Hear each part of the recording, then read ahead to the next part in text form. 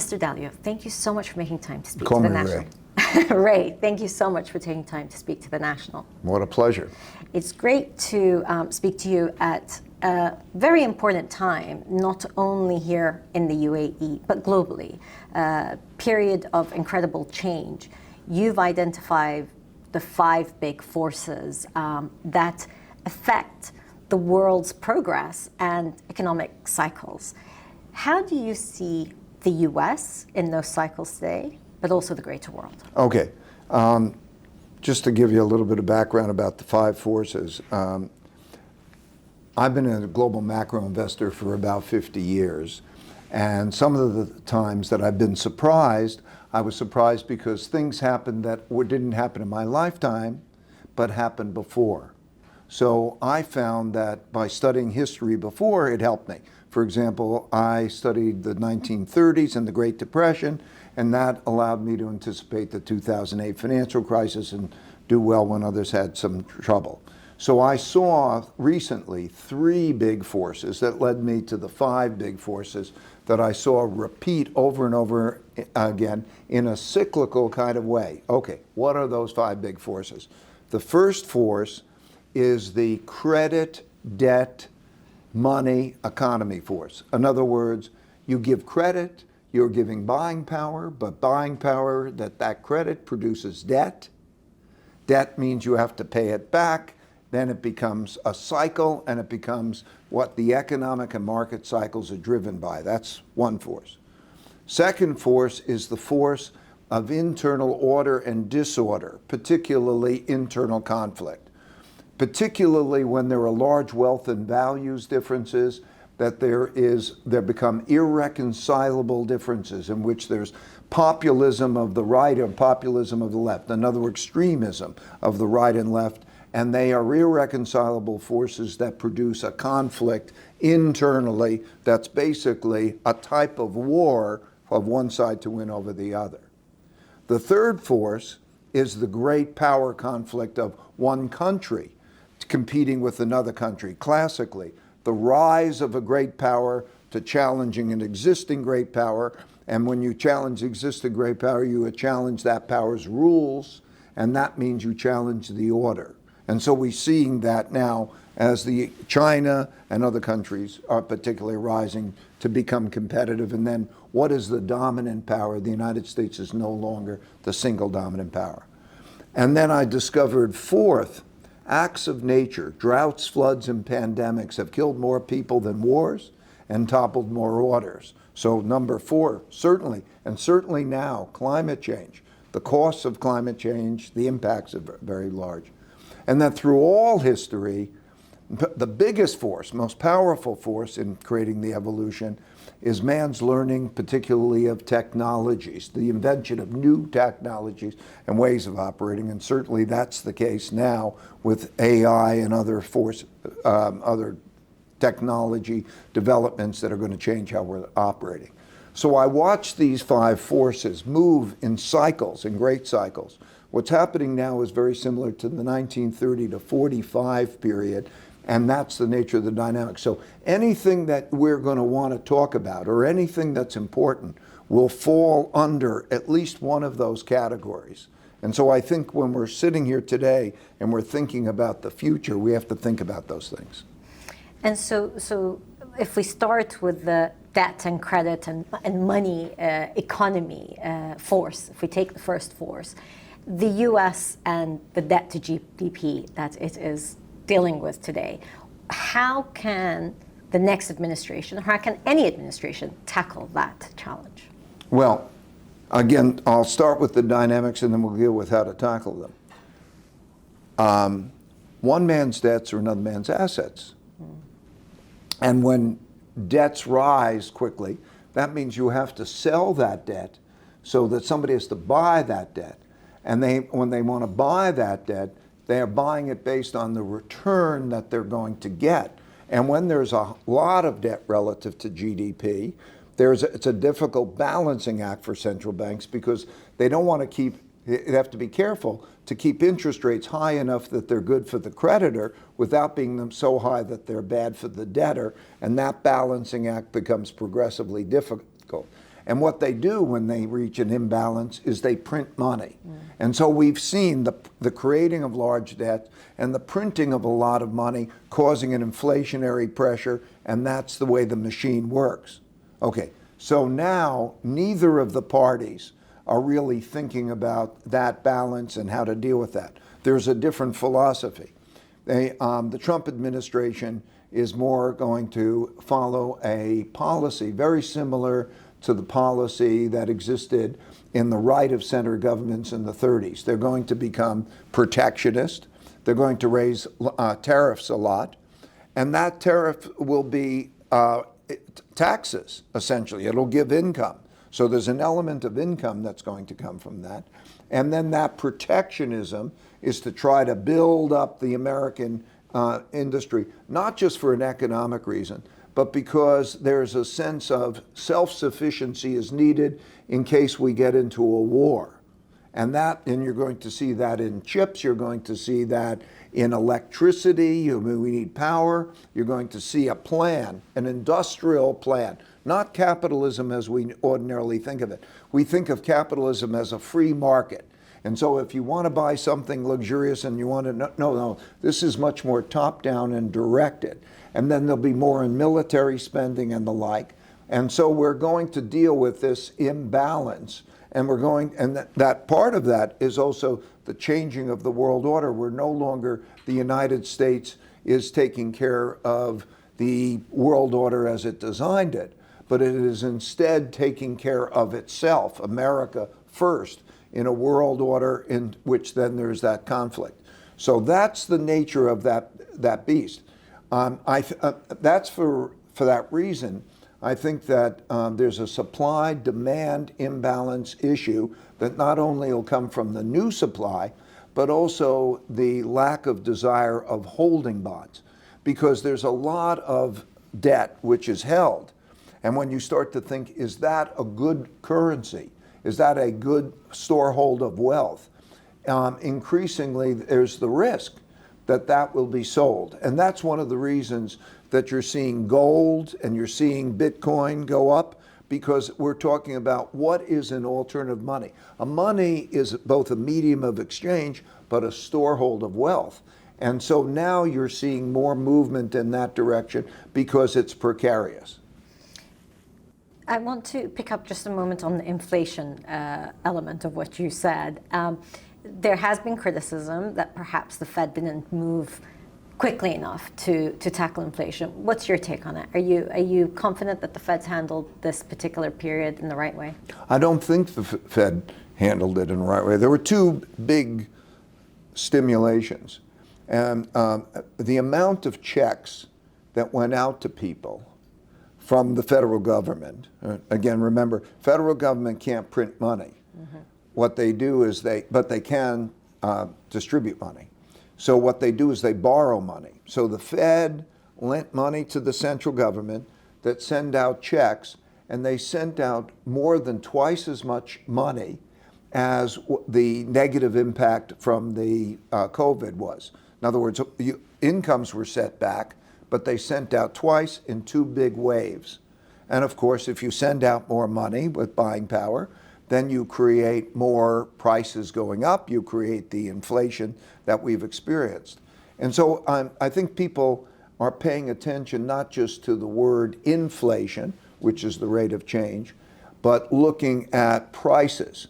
And so if you look at the prices of everything, almost every place, depending where they are, they're up significantly, prices of most everything. And that's then was a political issue. So yes, I believe that they were, for two reasons, they were too stimulative. They were stimulative the first go around because of COVID, and maybe they would say, I didn't want to be stingy, I want to make sure we had more than enough. They were around, there was the second time around when the Democrats and Biden got elected, and they're talking about the redistribution of wealth, universal basic income.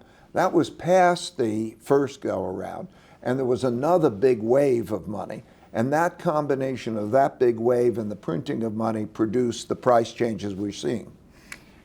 You mentioned gold and cryptocurrency as assets, as people are feeling it's getting precarious. We see the rise, both gold prices, but also cryptocurrency. So you've also been quite skeptical of cryptocurrency, with Bitcoin at $100,000. What's your take on crypto?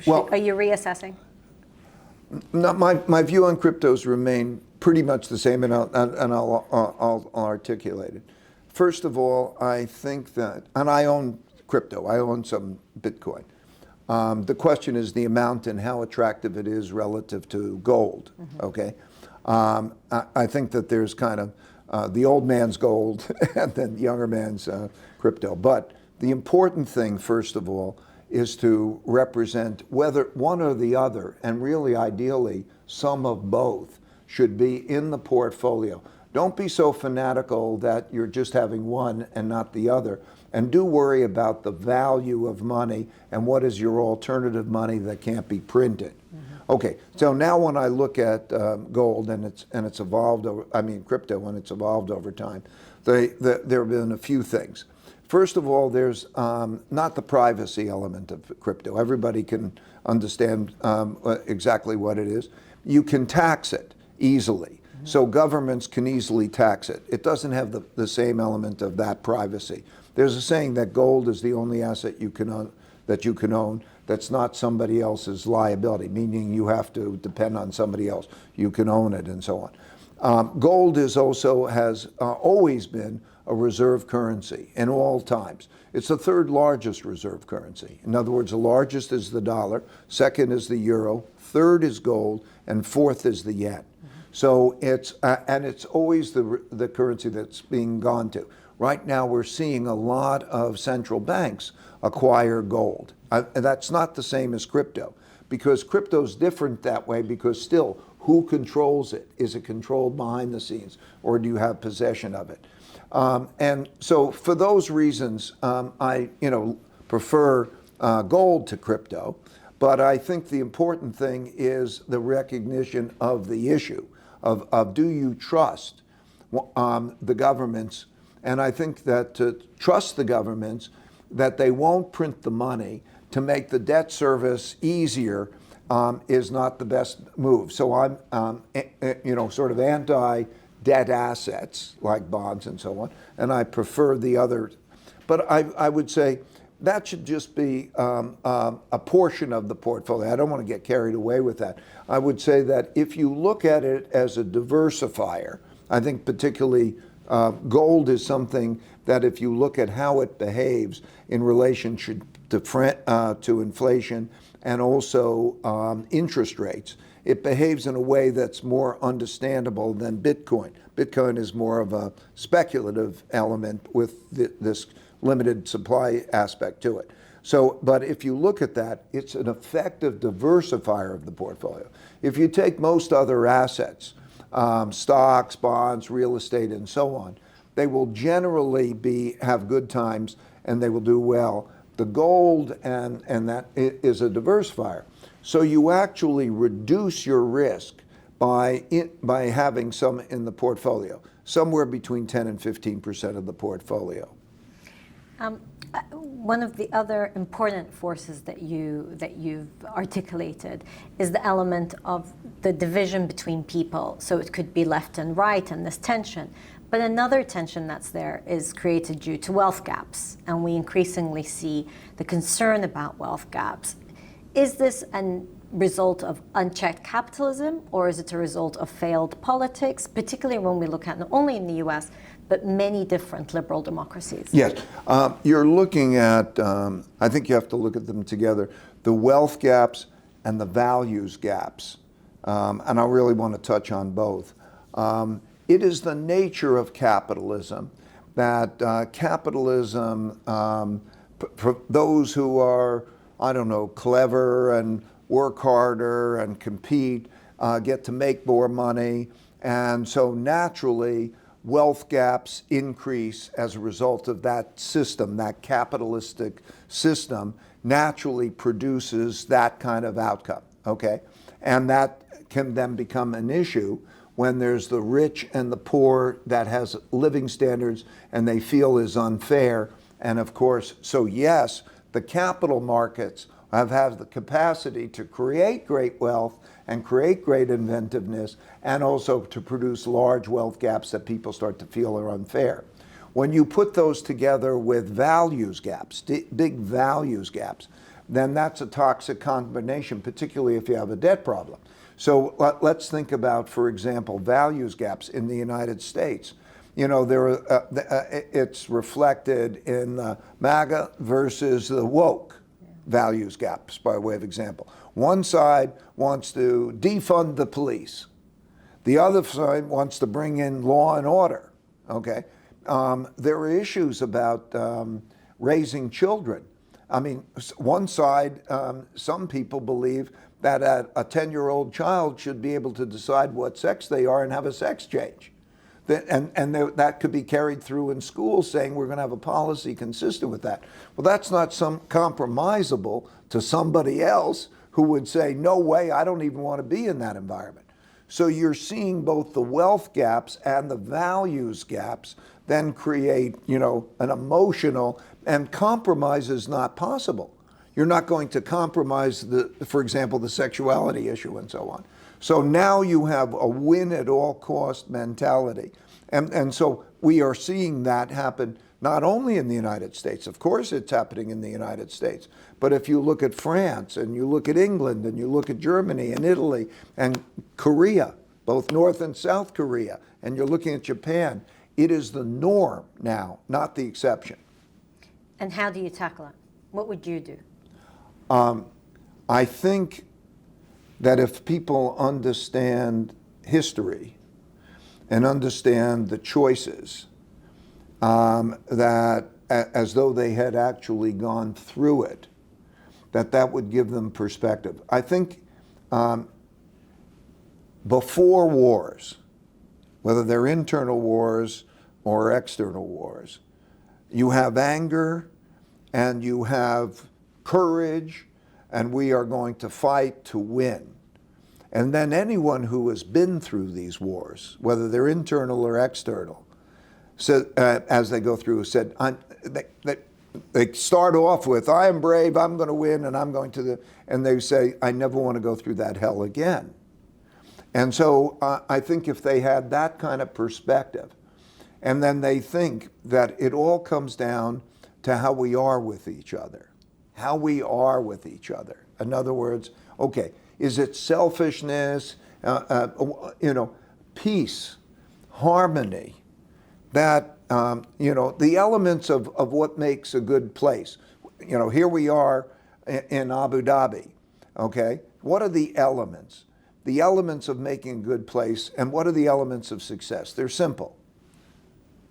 Do you raise your children well so that they're well educated and they're civil with each other? Do you come out to an environment in which there's an environment of opportunity and you can be productive and be well with each other? And then you're out of a war, stay out of an international war and so on? That creates a paradise. And then there are other benefits, like, do you earn more than you spend? Just basic things. If you earn more than you spend, and you stay out of the war, and you're good with each other, you create that environment, you have a paradise. So I think that people keeping in mind how they are with each other and what kind of an environment they're going to be in to make those choices, I think that's of paramount importance. It's interesting to hear you address this element in war and peace, but also a sense of complacency that people sometimes don't know how good they've got it till they lose it. That's right. And isn't it amazing? You watch some place and it's a paradise, and like that, it's destroyed and there's so many people dying, and we're sitting aside from it and we're watching it like news. Okay, and we're not relating. And then wait till it comes to your neighborhood. Yeah. You spoke about the UAE, so I'm going to shift gears and talk a little bit more about the UAE. You, of course, one of the great ways that you frame things is through the power index. And then you're looking at the top 20 countries and, through GDP and the size of economies. But if you're assessing the UAE, how would you assess it when it comes to power and where it sits in this changing world order? Okay, I'll just explain the power index to people and then I'll answer your question. It's very important that I measure everything objectively. So I'm like a doctor who will then take, blood samples, blood pressures, all of this, and then look at the health of an economy and then look at it for subsequent predictive of where will you be in 10 years, just like a doctor. And that's the health index.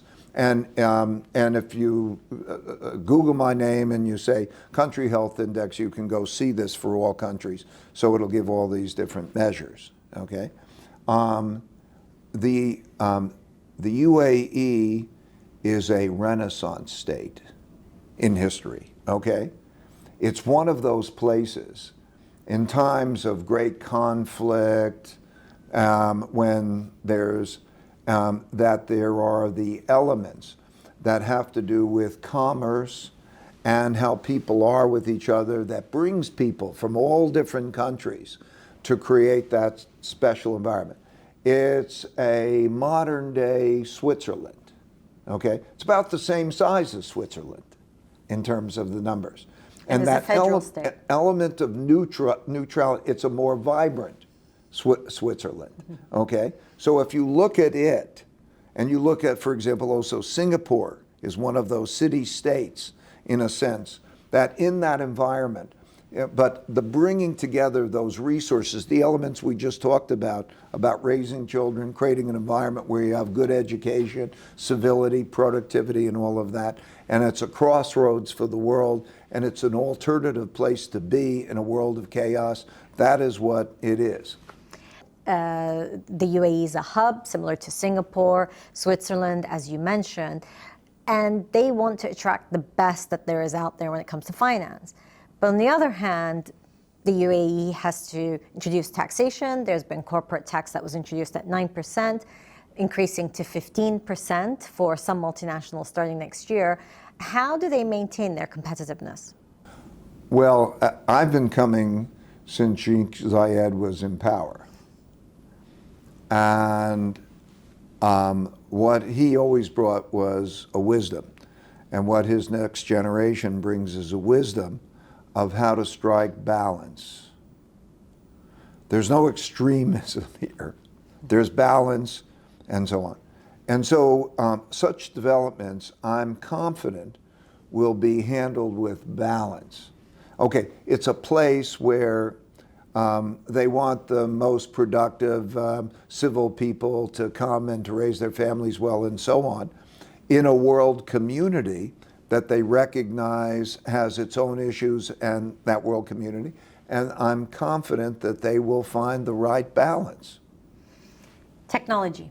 A time of great change. Last year, everybody started to think about ChatGPT and generative AI and what it means. How do you see the effects of AI today, given all the speed of change on the global economy, but also what would be your advice for people who are not sure what AI is going to mean for them? Well, since the last 25 years or so, I've been making all of the investment decision making through AI. AI's evolved since 1956. So I used expert systems, in other words, decision rules, so that the computer would make the decision and to flesh that out. And so I've been involved in different ways of AI for decision making for a very, very long time. And I view this as the greatest progression of that. I've written down almost all my principles and converted them into algorithms to make decision making in the computer. So I am very, very excited. It's been key to my success. So now that as I'm watching this, I think that this is the greatest invention in all history. I mean, this is now thinking at all dimensions. You know, when we had the Industrial Revolution, we moved from physical labor to machine labor, and it was in many ways enhanced by the steam engine and so on and so forth. This is more pervasive. This is all thinking. So it's going to be a tremendously advantageous tool. I think in the next 3 years to 5 years, you're going to encounter a new reality, so that you must understand it, you must use it in terms of the decision making. And my aspiration is to pass along. I'm 75 years old, so I'm in the phase of my life of passing things along. I want to pass along how to do that in the investing area so people can do it that way. It'll be done in different ways. But one must get involved. I think the issues, it's going to raise a lot of issues, because AI, first of all, will replace a lot of people, okay? And how those people are dealt with, it's one of those things where we see it today, creating the unicorns. Okay, you come along with a great idea, and it's billions of dollars that your idea gets capitalized at, and that's fantastic, okay? But you have to realize, like in the United States, that's a group in total of about 3 million people in a country of 333 million people. And so you have in the world, then there are others who are going to be displaced by that. Okay, so now you have to individually think, how do you deal with that? It comes down to the things we talked about. Educate your children well and understand those things, but it's going to be a societal issue. And then in addition to that, it's a vehicle for war. And we are at war. We have internal wars going on, and we have external wars going on. And so the idea of how that's going to be managed or used, it could be used as a weapon, or it could be used to raise living standards. It will be used as both. So I think that all of this comes down to one thing, and that is how we are with each other. It's wonderful. Thank you for your time. I appreciate you making time to speak to the National. Thank you for your time.